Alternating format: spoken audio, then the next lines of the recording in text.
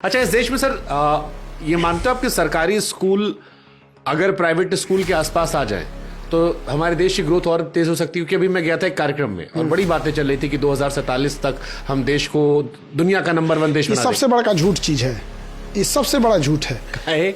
देखिए, ये बेवकूफ़ बनाने का तरीका है। 2047 तक आधी पीढ़ी मर चुकी होगी, आपकी बातों को भूल चुके हो। 2025 में क्या चेंजिंग लाइएगा आप ये बताइए। अगर 2047 तक आप देश को बदल सकते हैं तो उसके हिसाब से 2025 का आपने गोल सेट किया होगा, किए होंगे। आप 25 में क्या चेंजिंग लाइएगा, 47 तक ना आप रहेंगे, इतना ये राजतंत्र नहीं है। ये सबसे बड़ा बेवकूफ़ बनाने का तरीका है। जब आप 2015 में रहेंगे तो कहिएगा 2022 में किसानों की इनकम दोगुनी कर देंगे। हो गया दोगुना? आत्महत्या रेट भले बढ़ा होगा, नहीं हुआ ना। ये सबसे बड़ा बेवकूफ़ी है ये चीज़ें।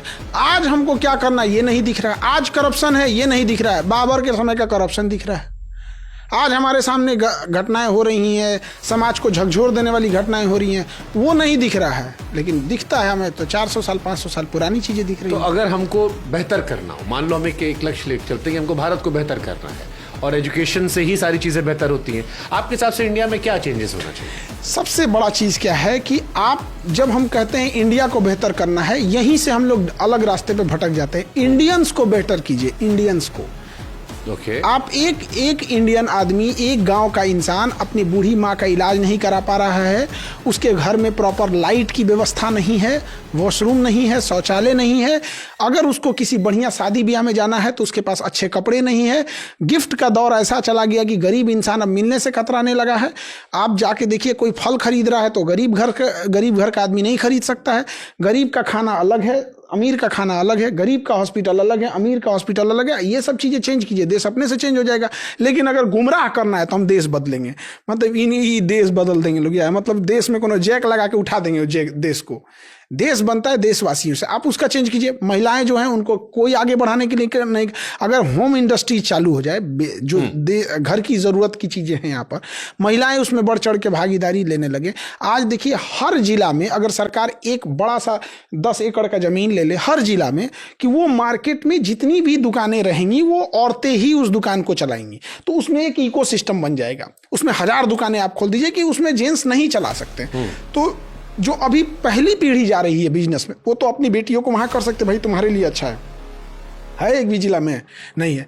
लड़कियों के लिए कौन सा जिला? हर 5 जिला के बीच में एक गर्ल्स यूनिवर्सिटी होनी चाहिए, विमेंस यूनिवर्सिटीज होनी चाहिए। है नहीं है। देश 47 में कहाँ से डेवलप कर देंगे लोग यहाँ पे। मतलब देश में 10% लोग हैं ऐसे जिन्हें समझ में आता है कि सामने वाला झूठ बोल रहा है। लेकिन लोकतंत्र चूंकि भीड़ तंत्र हो चुका है, 90% की आवाज़ ज़्यादा सुनाई देती है। हम देश की बात करें, यहाँ बूढ़ा इंसान, कैल्शियम की कमी, जब आपको लंबे समय तक 20-25 साल तक अगर आपको कैल्शियम की कमी रही है ना, तो बुढ़ापे में शरीर झुक जाएगा। तो लोग कहते हैं बुढ़ापे में झुका है, नहीं, 20 साल तक बेचारा ने कैल्शियम की कमी झेला है वहाँ पर। औरतें देखिएगा, जो नए गांव वगैरह में किसी की नई शादी हुई है, बेचारे के पास अच्छे भोजन नहीं होने की वजह से हीमोग्लोबिन कम है, प्लेटलेट कम है, जिस वजह से उसकी नई बहू आएगी या नए कोई गांव में रहेगी, बेचारा उसका मन नहीं लगेगी, थकी रहेगी, को 4 को सुना देंगे सब कामचोर है, ये है वो है। बूढ़ी औरत है, बेचारा उसके शरीर में कमी है, यूरिक एसिड बढ़ा हुआ है, प्लेटलेट नहीं है, उसका बदन दर्द करेगा, आप अपनी बहू को खोजेगी, ये बहू पैर दबाओ। अरे यार, उसका इलाज करा दे भाई। पैर दबाना एक संस्कार है, चलिए भैया, लोग शौक से दबा देते हैं। हम लोग भी आज भी जाते हैं, मम्मी सोई भी रहती है तो दोबारा से दबा देते हैं, चलिए यहाँ पर।